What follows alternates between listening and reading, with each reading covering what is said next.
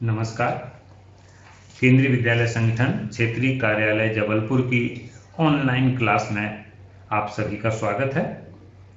आज हम महादेवी वर्मा द्वारा रचित भक्तिन रेखा चित्र के तीसरे दिन का पाठ पढ़ेंगे। अभी तक हम पिछले 2 वीडियोज में भक्तिन का व्यक्तित्व, उसका मायके वाले जीवन का पहला अध्याय और ससुराल में जो उसका जीवन बीता उसकी चर्चा हम कर चुके हैं। दूसरे वीडियो में हमने देखा था कि भक्तिन का जो दुर्भाग्य था वो भी भक्तिन जैसा ही हठी था। स्वयं के विधवा हो जाने के बाद जब जेठ और जेठौतों ने भक्तिन का पुनर्विवाह कराना चाहा तो उसने गुरु से कान फुकवा करके और अपने कभी भी पुनर्विवाह करके इस घर से बाहर जाने की बात को पूरी तरह समाप्त कर दिया और अपनी बड़ी बेटी और दामाद को अपने घर पर रख लिया। लेकिन दुर्भाग्य ने वहाँ साथ नहीं छोड़ा और उसकी बड़ी बेटी भी विधवा हो गई। अब जेठ और जेठौतों ने सोचा कि अगर ये उनकी विधवा बहन अगर दोबारा शादी कर ले और ऐसे व्यक्ति से करे जो उनका ही आदमी हो तो ये संपत्ति उनके पास आ सकती है। इसलिए बड़े जेठौत ने अपने साले को, जो तीतर लड़ाने का शौकीन था, उसको यहाँ बुला लिया और उससे अपनी चचेरी बहन की शादी करने का प्रस्ताव रखा। लेकिन भक्तिन की बेटी भी कम समझदार नहीं थी, उसने वर को नापसंद कर दिया और तब जेठौतों ने एक दूसरी चाल चली। एक दिन सूने घर में उन्होंने अपने साले को घर में घुसा दिया जहां भक्तिन की बेटी अकेली थी और उसके साले ने अंदर से चटकनी बंद कर ली और उसके समर्थकों ने गांव वालों को बुला लिया और भीड़ के सामने ये साबित कर दिया कि ये दोनों एक साथ अंदर थे और इनके बीच में कुछ अनैतिक संबंध हैं। पंचायत बैठी, लेकिन पुरुषवादी समाज में और जहां पंचायत के फैसलों के खिलाफ कोई अपील भी ना हो सकती हो, ये फैसला आया कि भाई अब कौन सच और कौन झूठ ये तो भगवान जाने, पर ये पक्का है कि दोनों एक साथ कमरे में थे, इसलिए अब इन दोनों का पति पत्नी के रूप में रहना ही ज़्यादा उचित है। तो इस तरह से जबरदस्ती ये दामाद, तीतरबाज दामाद भक्तिन के गले में पड़ गया। यहाँ तक की बात दूसरे वीडियो में हमने देख ली थी। आज तीसरे वीडियो में हमें ये देखना है कि भक्तिन का स्वभाव क्या है।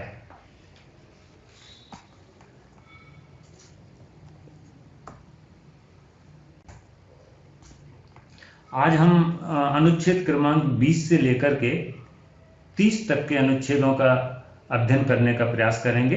ये पृष्ठ क्रमांक 75 में सबसे नीचे की 2 पंक्तियों से प्रारंभ करते हैं। अनुच्छेद क्रमांक 20वां। इसके अतिरिक्त भक्तिन का स्वभाव ही ऐसा बन चुका है कि वह दूसरों को अपने मन के अनुसार बना लेना चाहती है, पर अपने संबंध में किसी प्रकार के परिवर्तन की कल्पना तक उसके लिए संभव नहीं। इसी से आज मैं अधिक देहाती हूं, पर उसे शहर की हवा नहीं लग पाई। मकई का रात को बना दलिया सवेरे मट्ठे से सौंधा लगता है। बाजरे के तिल लगाकर बनाए हुए पुए गरम कम अच्छे लगते हैं। ज्वार के भुने हुए भुट्टे के हरे दानों की खिचड़ी स्वादिष्ट होती है। सफेद महुए की लपसी संसार भर के हलवे को लजा सकती है।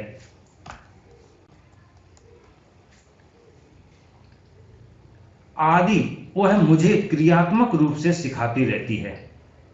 पर यहाँ का रसगुल्ला तक भक्तिन के पोपले मुंह में प्रवेश करने का सौभाग्य नहीं प्राप्त कर सका। मेरे दिन रात नाराज होने पर भी उसने साफ धोती पहनना नहीं सीखा, पर मेरे स्वयं धोकर फैलाए हुए कपड़ों को भी वह तह करने के बहाने सिलवटों से भर देती है। मुझे उसने अपनी भाषा की अनेक दंत कथाएं कंठस्थ करा दी हैं, पर पुकारने पर वह आए के स्थान में जी कहने का शिष्टाचार भी नहीं सीख सकती। यहां ये बताया गया है कि भक्तिन का स्वभाव कैसा है। भक्तिन का स्वभाव ऐसा है कि वो उसके संपर्क में आने वाले हर व्यक्ति को अपने अनुरूप ढाल लेना चाहती है, पर स्वयं में किसी प्रकार के परिवर्तन की वो कल्पना तक नहीं कर सकती। वो कोई भी परिवर्तन अपने जीवन में नहीं लाना चाहती। और यही कारण है कि महादेवी जी कह रही हैं कि आज मैं पहले से कहीं अधिक देहाती हूं। क्यों कि देहात में प्रचलित बहुत सारी चीजों की उस भक्तिन ने महादेवी को जानकारी करा दी है। जैसे मकई का रात को बना दलिया सवेरे मट्ठे से सौंधा लगता है। मक्के का दलिया रात को बना दिया जाए और अगले दिन सवेरे मट्ठे से ठंडा करके सब अगले दिन मट्ठे से खाया जाए तो वो स्वादिष्ट लगता है। इसी तरह बाजरे का तिल लगाकर बनाया हुआ पुआ गरम अच्छा नहीं लगता, उसको ठंडा करके खाएं तो वो ज्यादा अच्छा लगता है। ज्वार के भुने हुए भुट्टे के हरे दानों से बनी हुई खिचड़ी बड़ी स्वादिष्ट होती है। अब आज के युग में भुट्टा तो खैर अधिकांश लोग जानते हैं, पर बहुत सारे लोग ज्वार कैसा होता है, महुआ क्या होता है, बाजरा क्या होता है, तो अपनी स्क्रीन पर देखिए इन चारों चीजों के चित्र यहाँ स्क्रीन पर उपस्थित हैं।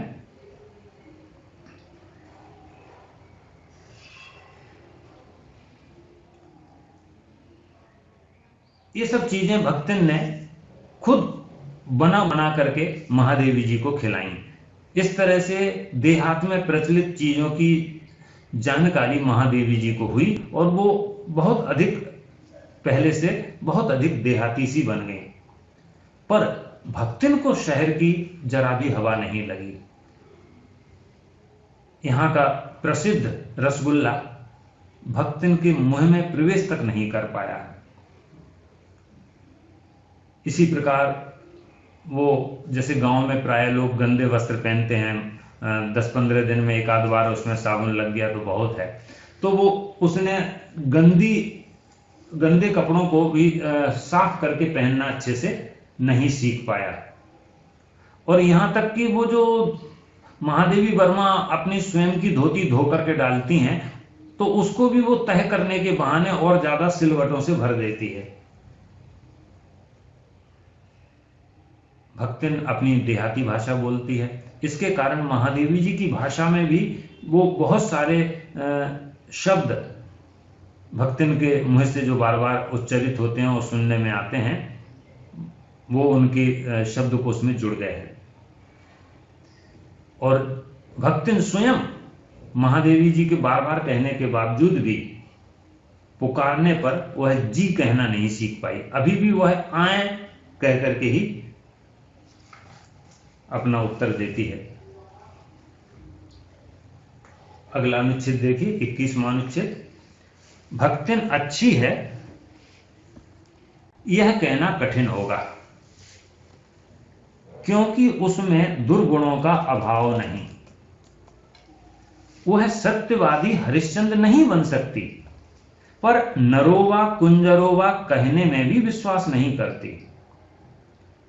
मेरे इधर उधर पड़े पैसे रुपए भंडार घर की किसी मटकी में कैसे अंतर्हित हो जाते हैं, यह रहस्य भी भक्तिन जानती है, पर उस संबंध में किसी के संकेत करते ही वह उसे शास्त्रार्थ के लिए चुनौती दे डालती है, जिसको स्वीकार कर लेना किसी तर्क शिरोमणि के लिए संभव नहीं।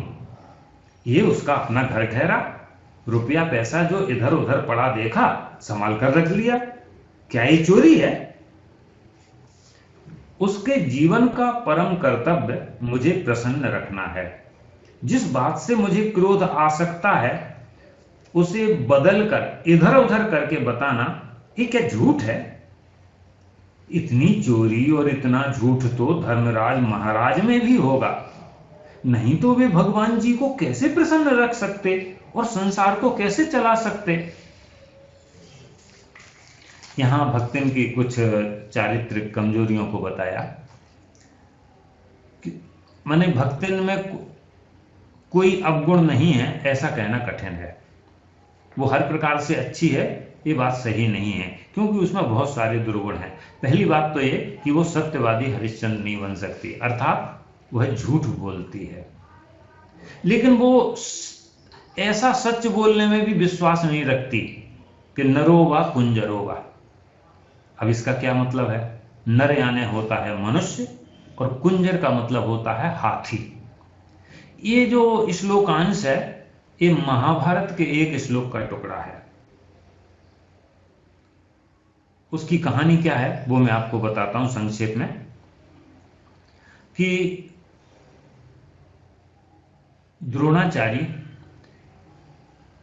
कौरव पक्ष से लड़ रहे थे और वो पांडवों की सेना का बहुत संहार कर रहे थे, बहुत नुकसान पहुंचा रहे थे। तो पांडवों के मन में ये चिंता सताई कि आखिरकार द्रोणाचार्य को कैसे रास्ते से हटाया जाए। इसके लिए उन्होंने एक चाल चली। वो चाल क्या थी कि युद्ध में द्रोणाचार्य का एक पुत्र अश्वत्थामा वो भी शामिल था, वो भी युद्ध कर रहा था, और इसी नाम का अश्वत्थामा नाम का एक हाथी भी था। अब धर्मराज युधिष्ठिर के मुंह से ये बात कहलवाई गई। जब वो अश्वत्थामा नाम का हाथी मारा गया तो धर्मराज युधिष्ठिर के मुंह से ये बात कहलवाई गई कि अश्वत्थामा मृतो नरो वा कुंजरो वा। अश्वत्थामा मर गया, अब वो आदमी है या कुंजर है? ये उन्होंने इतना स्पष्ट नहीं कहा कि वो हाथी था अश्वत्थामा जो मारा गया। उन्होंने ये अश्वत्थामा मृतो इतने हिस्से को तो बहुत जोर से बोला कि सब लोग सुन सकें, और नरोवा कुंजरोवा इतने अंश को धीमे से बोल दिया। तो कहने को तो उन्होंने झूठ नहीं बोला, लेकिन भक्तिन ऐसे सत्य को बोलने से भी परहेज करती है जिससे दूसरे को हानि हो सकती है। यद्यपि वो झूठ बोलने में बहुत ज्यादा परहेज नहीं करती।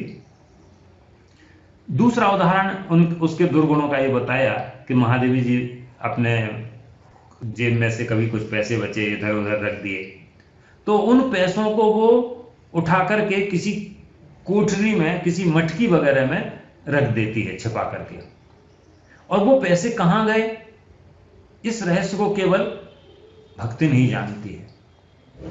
और यदि कोई उसको इशारा भी कर दे कि भाई यहां पैसे रखे थे और पता नहीं कहां चले गए, तो उसको ये लगता है कि शायद मेरे ऊपर चोरी का इल्जाम लगा रहे हैं। तब वो बोलती कि अरे भाई मैं इस घर का अंग हूं और इधर उधर कोई चीज रखी पड़ी थी, मैंने उसको संभाल के रख दिया, तो ये क्या चोरी है? खैर उसमें गुण भी बहुत हैं। उसका जीवन का एकमात्र उद्देश्य है अपनी मालकिन को, महादेवी जी को खुश रखना, और जो बात महादेवी जी को तकलीफ दे सकती है तो उस बात को वो सीधे ना कह करके घुमा फिरा के कहती है, लेकिन इसको वो अपनी असत्यवादिता या झूठ बोलना नहीं मानती। वो सोचती है कि अरे इतना झूठ और एक छोटी छोटी चोरी तो धर्मराज अर्थात युधिष्ठिर वो भी करते होंगे, और नहीं तो वे भगवान श्री कृष्ण को कैसे प्रसन्न रख पाते और कैसे दुनिया चला पाते। इस तरह से इस अनुच्छेद में भक्तिन के व्यक्तित्व का जो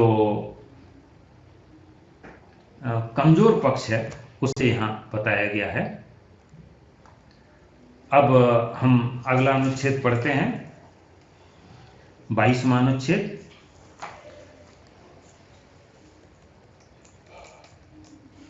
शास्त्र का प्रश्न भी भक्तिन अपनी सुविधा के अनुसार सुलझा लेती है। मुझे स्त्रियों का सिर घुटाना अच्छा नहीं लगता, अतः मैंने भक्तिन को रोका। उसने अकुंठित भाव से उत्तर दिया कि शास्त्र में लिखा है। कुतूहल बस मैं पूछ ही बैठी, क्या लिखा है? तुरंत उत्तर मिला, तीरथ गए मुड़ाए सिद्ध। अब कौन से शास्त्र का ये रहस्यमय सूत्र है, यह जान लेना मेरे लिए संभव ही नहीं था। अतः मैं हारकर मौन हो रही और भक्तिन का चूड़ा कर्म हर बृहस्पतिवार को एक दरिद्र नापित के गंगा जल से धुले उस तरे द्वारा यथाविधि निष्पन्न होता रहा।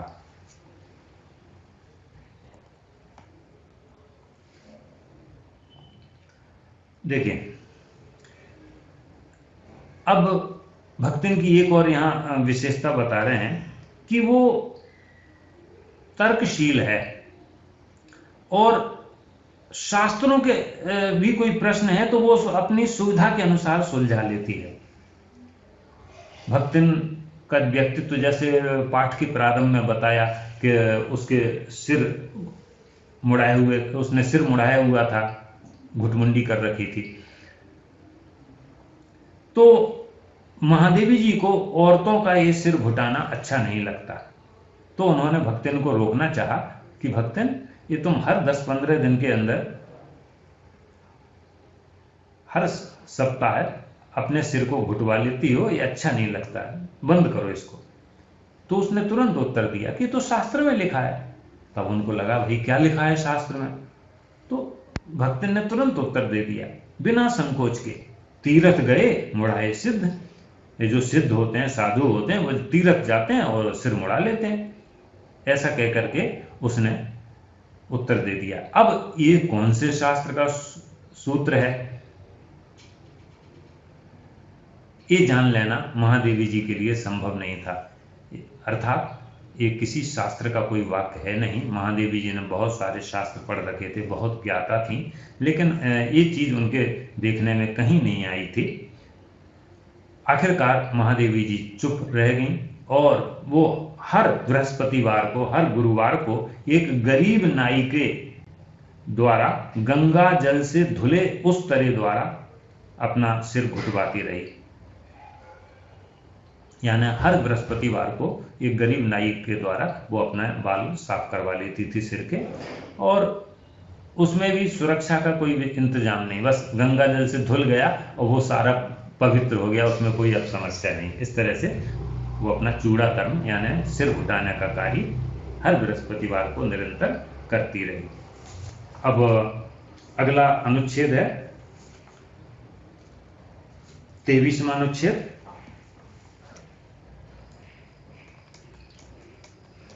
पर वह मूर्ख है या विद्या बुद्धि का महत्व नहीं जानती,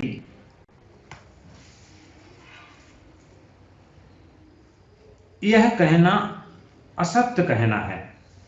अपने विद्या के अभाव को वह मेरी पढ़ाई लिखाई पर अभिमान करके भर लेती है।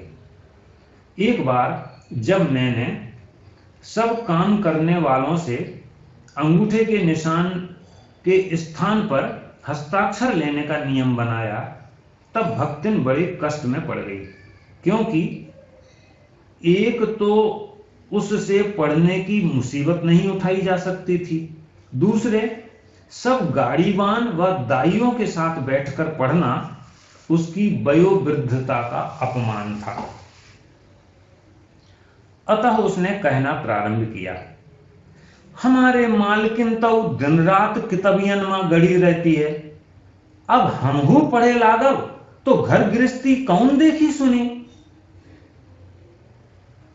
पढ़ाने वाले और पढ़ने वाले दोनों पर इस तर्क का ऐसा प्रभाव पड़ा कि भक्तिन इंस्पेक्टर के समान क्लास में घूम घूम कर किसी के आ ई की बनावट, किसी के हाथ की मंथरता, किसी की बुद्धि की मंदता पर टीका टिप्पणी करने का अधिकार पा गई। उसे तो अंगूठा निशानी देकर वेतन लेना नहीं होता। इसी से बिना पढ़े ही वह पढ़ने वालों की गुरु बन बैठी। वह अपने तर्क ही नहीं, तर्कहीनता के लिए भी प्रमाण खोज लेने में पटु है। अपने आप को महत्व देने के लिए ही वह अपनी मालकिन को असाधारणता देना चाहती है, पर इसके लिए भी प्रमाण की खोज ढूंढ आवश्यक हो उठती है। इस अनुच्छेद में ये बताया गया कि यद्यपि वो भक्तिन बुद्धिमान तो है पर पढ़ी लिखी नहीं है, पर उसे हम मूर्ख नहीं कह सकते। भले वो पढ़ी लिखी नहीं है और वो विद्या बुद्धि का महत्व भी अच्छी तरह से खूब समझती है। अब उसकी कमी कैसे पूरा करती है? वो स्वयं तो नहीं पढ़ती, न स्वयं पढ़ी हुई है, पर अपनी मालकिन की पढ़ाई लिखाई पर अभिमान करके वो अपने विद्या की कमी को पूरा करती है। जैसे कोई अनपढ़ माँ बाप हो, वो अपने बच्चों को बहुत अच्छा पढ़ा लिखा करके ही अपने जीवन की कमी को पूरा करने का प्रयास करता है। ठीक इसी तरह भक्तिन भी महादेवी जी के पढ़ाई लिखाई पर अभिमान करके अपनी पढ़ाई की कमी को वो पूरा करना चाहती है। एक बार महादेवी जी ने ये नियम लागू कर दिया कि उनके यहाँ जो भी कर्मचारी हैं, अभी तक बहुत सारे कर्मचारी अपना वेतन लेने के लिए अंगूठे का निशान लगाते थे, पर उन्होंने कहा नहीं, अब ये नहीं चलेगा, आप सबको हस्ताक्षर करके ही अपना वेतन लेना पड़ेगा। इसके लिए सबको पढ़ना आवश्यक है। महादेवी जी ने अपने घर पर ही सबके पढ़ने लिखने की व्यवस्था कराई, परंतु भक्तिन बड़ी मुसीबत में फंस गई। एक तो उसकी उम्र ऐसी थी कि अब उससे पढ़ना लिखना हो नहीं सकता था। दूसरी बात है कि जो पढ़ना लिखना सीखने वाले दूसरे लोग थे, गाड़ीवान यानी ड्राइवर और दाइयां यानी अन्य जो सेविकाएं, आया वगैरह, इनके साथ बैठकर पढ़ना उसको अपना अपमान महसूस होता था। इसलिए उसने इस पढ़ाई के झंझट से बचने के लिए कहना प्रारंभ कर दिया कि अरे भाई, हमारी मालकिन तो रात दिन किताबों में गड़ी रहती हैं, अब अगर मैं भी पढ़ने लिखने बैठ जाऊं तो ये घर गृहस्थी कौन करेगा, ये घर गृहस्थी का काम कौन देखेगा। और इस तर्क का सब लोगों के ऊपर, पढ़ने वालों पर और पढ़ाने वालों सभी पर ऐसा प्रभाव पड़ा कि भक्तिन स्वयं तो पढ़ती नहीं और इंस्पेक्टर के समान घूम घूम करके दूसरों की गलतियां निकालती है। देखो ये तुम्हारे अक्षरों की बनावट सही नहीं है, देखो तुम कितना धीमे धीमे लिख रहे हो, कितनी तुम्हारी गति कितनी मंथर है, धीमी है। और किसी की बुद्धि पर वो टीका टिप्पणी कर, अरे इसको तो बिल्कुल कुछ आता ही नहीं है, तो बिल्कुल बेअकल है। इस तरह से वो स्वयं अनपढ़ होकर के भी पढ़ने वालों की गुरु बन बैठी। अब दूसरी विशेषता ये बता रहे हैं कि जहां वास्तव में कोई तर्क चल ही नहीं सकता, ऐसी बातों में भी भक्तिन तर्क खोज लेने में बड़ी निपुण है। उसको अपने को महत्व देने के लिए अपनी मालकिन के महत्व को प्रकट करना बहुत आवश्यक है। इसके लिए उसने क्या किया वो हम अगले अनुच्छेद में देखते हैं। 25वां अनुच्छेद, पृष्ठ क्रमांक 77 पर। पढ़ने वाले और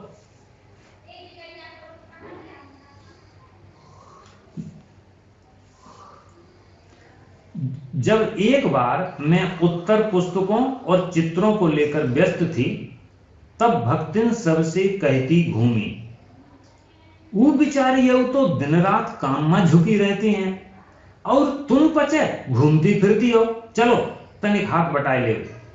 अब सब जानते थे कि ऐसे कामों में हाथ नहीं बटाया जा सकता, अतः उन्होंने अपनी असमर्थता प्रकट कर भक्तिन से पिंड छुड़ाया। बस इसी प्रमाण के आधार पर उसकी सब अतिशयोक्तियां अमर बेल सी फैलने लगीं। उसकी मालकिन जैसा काम कोई जानता ही नहीं, इसी से तो बुलाने पर भी कोई हाथ बटाने की हिम्मत नहीं करता। देखिए इस अनुच्छेद में क्या बताया कि वो अपने आप को अधिक श्रेष्ठ सिद्ध करने के लिए अपने मालिकिन के को श्रेष्ठ सिद्ध करने का प्रयास करती है। तो एक बार उसने ऐसे ही कहा कि अरे भाई देखो, ये हमारी मालिकिन तो रात दिन अपने काम में लगी रहती, चलो तुम लोग भी कुछ हाथ बटाओ। अब महादेवी जी का काम है लिखना पढ़ना और बच्चों को पढ़ाना, इस काम में कोई दूसरा क्या सहायता करता। तो सब लोगों ने हाथ खड़े कर दिए और अपनी असमर्थता बताई कि नहीं भैया, ये मालकिन का काम हमसे नहीं हो सकता है। अब ये उसकी अतिशयोक्ति फैलने लगी कि देखो सब इतने बेअकल हैं, इतने असमर्थ हैं कि मालकिन जैसा काम कोई भी नहीं कर सकता, इसीलिए तो मेरे बुलाने पर भी कोई नहीं आया आगे। अब इसमें एक शब्द आया कि उसकी अतिशयोक्तियां अमरबेल सी फैलने लगी। ये अमरबेल क्या है? ये एक पीले रंग की एक परजीवी बेल होती है। परजीवी यानी पैरासाइट, यानी जो स्वयं तो अपना भोजन तैयार नहीं करती। आप जानते हैं कि जो वृक्ष होते हैं वो फोटोसिंथेसिस यानी प्रकाश संश्लेषण के द्वारा अपना भोजन स्वयं बनाते हैं, पर वो पीले रंग की होती है, उसमें कोई क्लोरोफिल नहीं होता, तो वो अपना भोजन स्वयं नहीं बना सकती है। और इसमें ना कोई जड़ होती है और ना कोई पत्ते होते हैं, बस कहीं से भी इसको तोड़ करके किसी पेड़ के ऊपर आप डाल दीजिए, वो वहां उस पेड़ के पत्तों से और तनों से वो रस खींच खींच करके जिंदा रहती है। तो इसकी ये जो भक्तिन की जो अतिशयोक्तियां थी, बढ़ा चढ़ाकर कही गई बातें थी, वो इस अमरबेल सी थी, यानी जिसका ना कोई सिर था ना पैर था, लेकिन वो बातें बहुत प्रचलित हो जाती थी। अब हम 26वां अनुच्छेद पढ़ेंगे, पेज नंबर 78 निकालिए। पर वह स्वयं कोई सहायता नहीं दे सकती, इसे मानना अपनी हीनता स्वीकार करना है। इसी से वह द्वार पर बैठकर बार बार कुछ काम बताने का आग्रह करती है, कभी उत्तर पुस्तकों को बांधकर, कभी अधूरे चित्र को कोने में रखकर, कभी रंग की प्याली धोकर और कभी चटाई को आंचल से झाड़कर वह जैसी सहायता पहुंचाती है, उससे भक्तिन का अन्य व्यक्तियों से अधिक बुद्धिमान होना प्रमाणित हो जाता है। वह जानती है कि जब दूसरे मेरा हाथ बटाने की कल्पना तक नहीं कर सकते, तब वह सहायता की इच्छा को क्रियात्मक रूप देती है। इसी से मेरी किसी पुस्तक के प्रकाशित होने पर उसके मुख पर प्रसन्नता की आभा वैसे ही उद्भासित हो उठती है जैसे स्विच दबाने से बल्ब में छिपा आलोक। वह सोने में उसे बार बार छूकर, आंखों के निकट ले जाकर और सब ओर घुमा फिराकर मानो अपनी सहायता का अंश खोजती है, और उसकी दृष्टि में व्यक्त आत्मघोष कहता है कि उसे निराश नहीं होना पड़ता। यह स्वाभाविक भी है। किसी चित्र को पूरा करने में व्यस्त मैं जब बार बार कहने पर भी भोजन के लिए नहीं उठती, तब वह कभी दही का शरबत, कभी तुलसी की चाय वहीं देकर भूख का कष्ट नहीं सहने देती। अब दूसरे जो कर्मचारी थे, उन्होंने तो महादेवी के काम में हाथ बटाने की असमर्थता व्यक्त कर दी, लेकिन इस बात को भक्तिन स्वयं स्वीकार नहीं कर सकती कि मैं महादेवी जी की कोई सहायता नहीं कर सकती। तो कैसी सहायता करती है वो यहां बताया है कि जब महादेवी जी कुछ काम कर रही होती हैं, लिख रही होती हैं, पढ़ रही होती हैं या अन्य कुछ भी काम कर रही होती हैं, तो वो द्वार पर बैठ जाती है, दरवाजे पर, और बीच बीच में बार बार कोई काम बताने का आग्रह करती है। मालकिन कुछ काम तो नहीं है, कुछ काम तो नहीं है, इस तरह से। तो कभी वो उत्तर पुस्तिकाओं को बांध देती है, कभी कोई अधूरा चित्र रखा है तो उसको उठा करके कोने में रख देती है व्यवस्थित ढंग से। महादेवी जी वर्मा चित्रकार भी थी, तो कभी उनकी रंगों की जो प्याली है जिसमें वो रंग घोल करके पेंटिंग बनाया करती थी, तो रंग की प्याली धो करके और कभी चटाई को आंचल से झाड़ करके वो महादेवी के काम में अपना सहयोग करती है। और इस सहयोग से ये स्वतः सिद्ध हो गया कि वो अन्य व्यक्तियों से अधिक उत्कृष्ट है, वो महादेवी जी के काम में सहायता कर पाती है, जबकि दूसरे लोग हाथ बटाने की कल्पना तक नहीं कर पाते हैं। इस तरह से वह अपनी सहायता को करने का प्रयास करती है। अच्छा, अब उसे मन में भी ऐसा प्रतीत होता है कि वास्तव में वो अपनी मालकिन की बहुत अच्छी सहायता कर रही है, उनके काम में मेरा भी कुछ ना कुछ हिस्सा है। और इसी कारण जब महादेवी वर्मा की कोई नई पुस्तक प्रकाशित होकर आती है, तो जब कोई नहीं होता कमरे में, तब वो उस पुस्तक को उठाती है, उसे बार बार छूती है, अपनी आंखों के निकट ले जा करके उसको चारों ओर से घुमा फिरा करके देखती है, और मानो वो उसमें अपनी सहायता का अंश देख रही हो। वो ये देख रही हो कि मैंने भी इसके बनने में, इसकी रचना में मेरा भी सहयोग है, देखूं वो कितना है। और उसके चेहरे पर व्यक्त प्रसन्नता ये बताती है कि उसको अपनी सहायता का अंश उसमें दिख जाता है। क्यों? कि उसके चेहरे पर ऐसी ही आभा व्यक्त होती है जैसे कि स्विच दबाने पर बल्ब चमकने लगता है। और वास्तव में वो सहायता करती भी है। किस तरह से कि जब महादेवी जी किसी कार्य में व्यस्त हैं, बार बार उनको भोजन के लिए कहा जा रहा है, लेकिन जब वो नहीं उठती हैं, तो भक्तिन जहां वो कार्य कर रही हैं वहीं पर कभी दही का शरबत ला दिया, कभी तुलसी की चाय ला दी। इस तरह से उनको भूख का कष्ट नहीं होने देती, और इस तरह से वो उसको अपने सहायता देती हैं। 27वां अनुच्छेद देखिए।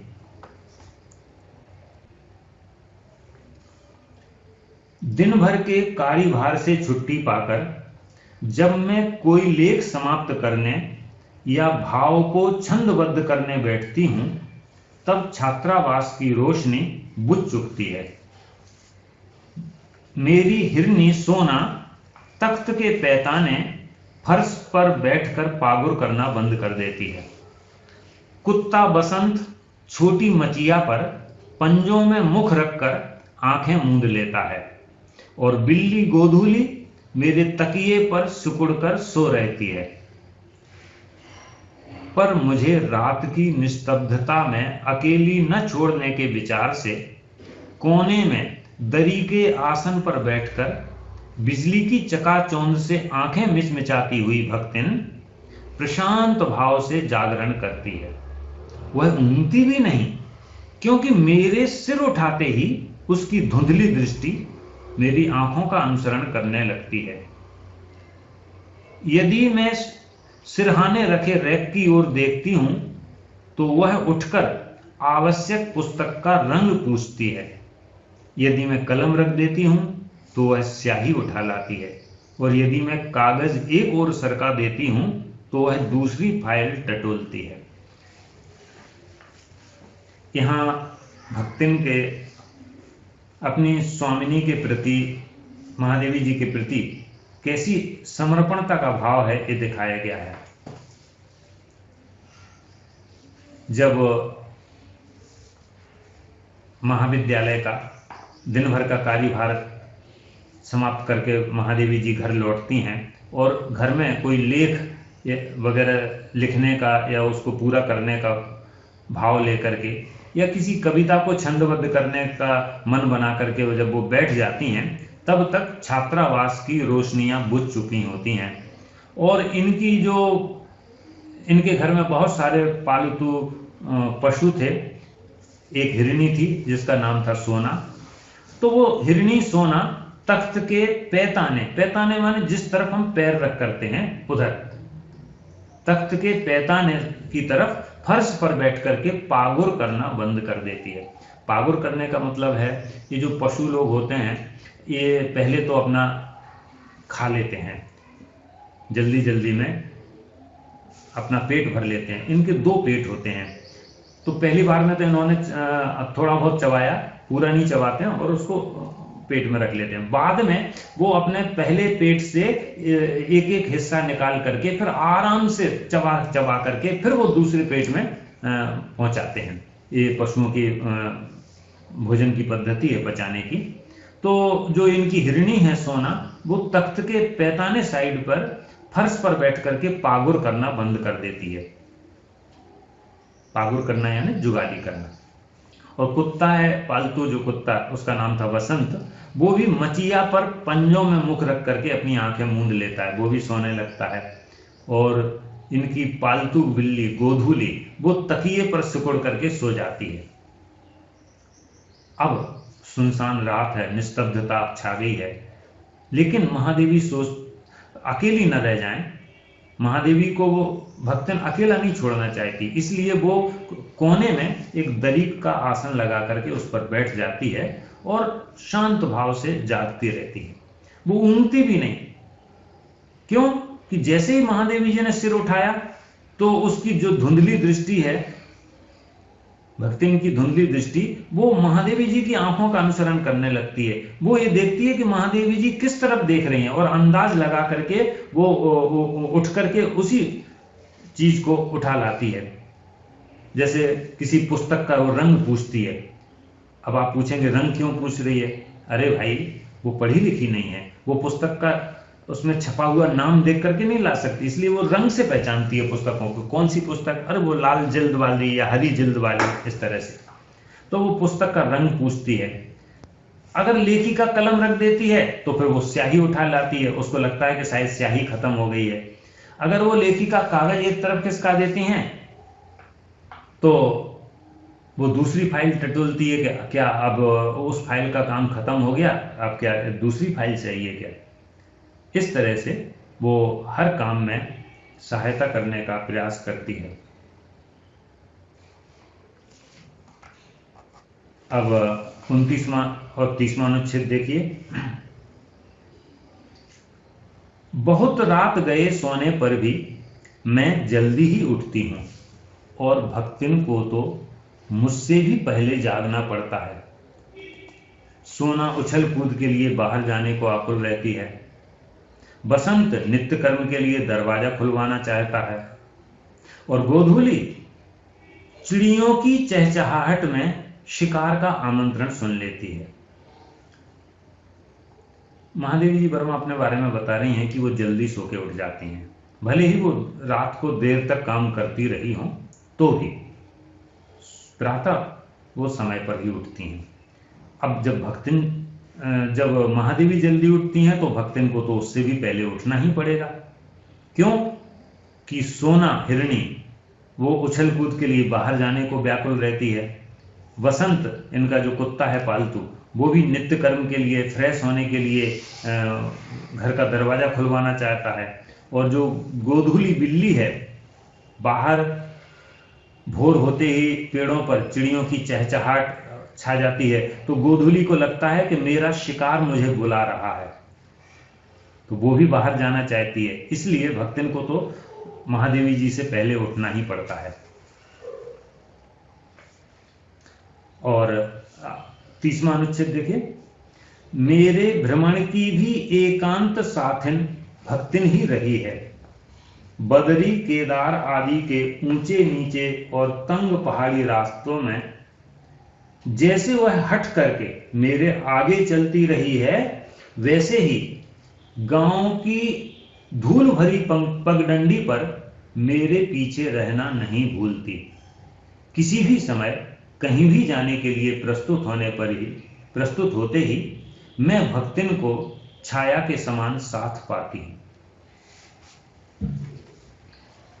इन पंक्तियों में ये बताया जा रहा है कि महादेवी वर्मा कहीं भी गई हों भ्रमण के लिए, टूर पर, तो एकमात्र उनके साथ में भक्तिन ही रही है। एकमात्र सहेली के रूप में, साथिन के रूप में भक्तिन का ही साथ उन्हें मिला है। जब वो बद्री केदारनाथ आदि की यात्राओं पर गई, बद्रीनाथ केदारनाथ ये दोनों उत्तराखंड के हिंदुओं के बहुत प्रसिद्ध तीर्थ माने जाते हैं।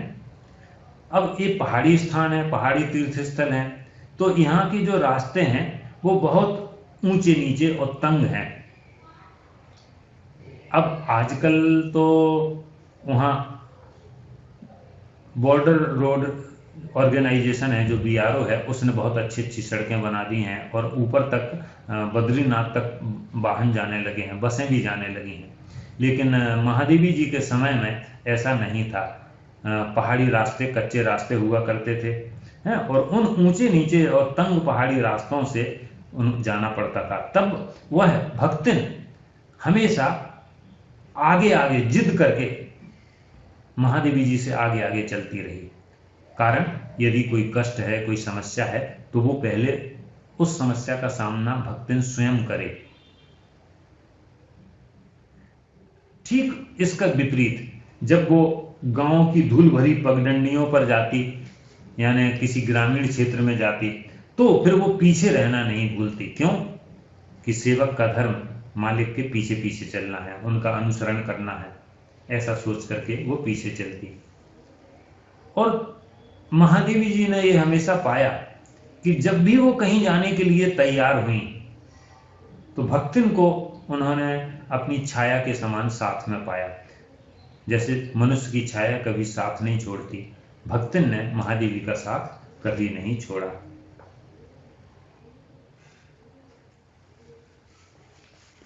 तो बच्चों, अभी तक हमने जो अंश पढ़े, इसमें हमने ये देखा कि भक्तिन के स्वभाव में बहुत सारी कमजोरियां भी हैं।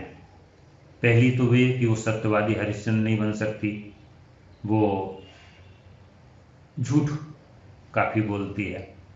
दूसरी उसकी आदत है कि इधर घर में इधर उधर रखे हुए रुपए पैसे उठा करके वो ना जाने किस मटकी में कहाँ छिपा देती है, और पूछने पर उसको वो स्वीकार भी नहीं करती और उसको चोरी भी नहीं मानती। वो एक कहती है कि ये तो मेरा कर्तव्य है कि मैं इधर उधर पड़ी हुई चीजों को संभाल के रख दूं। दूसरा एक कि वो अपने व्यक्तित्व में किसी तरह का कोई परिवर्तन लाने के पक्ष में नहीं है।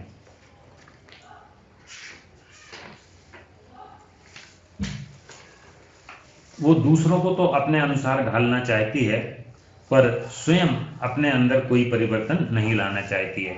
महादेवी जी के बार बार कहने पर भी वो साफ वस्त्र पहनना नहीं सीख पाई, और कपड़ों को तह करने के बहाने उल्टा और ज्यादा सिलवटों से भर देती है। शास्त्र के प्रश्न को भी भक्तिन अपने अनुसार सुलझा लेती है, अपने अनुसार कुछ ऐसे शब्द वो बना लेती है जिनको सुनने पर ऐसा लगे कि शायद ये किसी शास्त्र का वाक्य है। तो इस तरह से शास्त्र के प्रश्न को भी वो अपने सुविधा के अनुसार सुलझा लेती है। सिर मुड़ाने के संदर्भ में जो प्रसंग आया था, है कि तीरथ गए मुड़ाए सिद्ध, ऐसा कह करके उसने अपने सिर घुटाने को सही सिद्ध किया। और अब उसकी विशेषताओं में ये बात यहां आई कि भक्तिन भले ही स्वयं अनपढ़ हो, लेकिन वो विद्या बुद्धि का महत्व खूब अच्छे से समझती है, और अपने पढ़े लिखे ना होने के अभाव को वो महादेवी जी के महिमा मंडन के द्वारा पूरा करना चाहती है। लेकिन वो तर्क खोजने में, जहां कोई तर्क उचित फिट नहीं बैठता है, वहां भी वो तर्क खोज लेती है। जैसे जब महादेवी जी ने सबको अपना नाम लिखना सीखने के लिए प्रेरित किया, तनख्वाह लेने के लिए, तो उसने ये बहाना बना दिया कि अरे भाई, अब हमारी मालकिन तो रात दिन किताबों में गड़ी रहती हैं, अब अगर हम भी वही काम करने लग जाएं तो घर गृहस्थी का काम कौन देखेगा। बात सच थी, लोगों को माननी पड़ी। तो इस तरह से वो तर्कहीनता में भी तर्क खोज लेती है। और इसी का एक और उदाहरण ये बताया गया कि उसने अपने आप को श्रेष्ठ कैसे साबित किया। दूसरे बीसीओ और कर्मचारी थे महादेवी जी के यहाँ काम करने वाले, तो एक बार भक्तिन ने सबसे कहा कि देखो भाई, ये बहुत व्यस्त हैं अपनी मालकिन लिखने पढ़ने में, आप लोग भी कुछ चल के सहायता करो उनके काम में। अब महादेवी जी का जैसा काम है लिखना पढ़ना, गद्य लिखना, कविताएं लिखना और महाविद्यालय में पढ़ाना, इस कार्य में कोई दूसरा क्या सहायता कर सकता है? तो सबने अपनी असमर्थता व्यक्त कर दी। बस उनकी असमर्थता व्यक्त करना, यानी ये भक्तिन को एक प्रमाण पत्र मिल गया कि वो उनसे ज्यादा श्रेष्ठ है। क्यों? कि मैं तो महादेवी जी की सहायता करती हूँ। अब कैसे सहायता करती है? कि जब वो लिखती हैं तो वो उनके लिए कागज उठा देती है, कॉपी उठा देती है, स्याही ला देती है, और उनको बीच बीच में कोई दही की लस्सी या कभी अदरक की चाय या तुलसी की चाय, ऐसी जो भी उनकी आवश्यकता होती है उसकी पूर्ति करती रहती है। इस तरह से वो क्रियात्मक ढंग से अपना सहयोग देती रहती है, और इसी सहयोग के कारण वो अपने आप को दूसरों से अधिक उत्कृष्ट समझती है। इस तरह से आज का ये पाठ पूरा हुआ। तो बच्चों, आशा है पाठ अच्छा लगा होगा। अब हम जो अगला हिस्सा है अगले उसमें देखेंगे, अगला और अंतिम वीडियो होगा वो। आज के पढ़ाए हुए पाठ के आधार पर आपको महादेवी जी के बहुत सारे गुण आज के पठित अंश में आए हैं। जैसे वो पशु पक्षी प्रेमी हैं, जैसे कि वो एक चित्रकार हैं, लेखिका और वो गद्यकार हैं, ये तो दुनिया ही जानती है, लेकिन वो चित्रकार हैं, ये भी इसमें आया है। तो इस तरह से महादेवी वर्मा के जो चारित्रिक गुण हैं वो भी यहाँ बिना बताया हम पाठकों को और श्रोताओं को पता चल गए हैं। तो उनके बारे में भी आप एक सूची बनाएं, और भक्तिन के जो अवगुण और गुण आज के पठित अंश में आए हैं उनकी भी एक सूची बनाएं।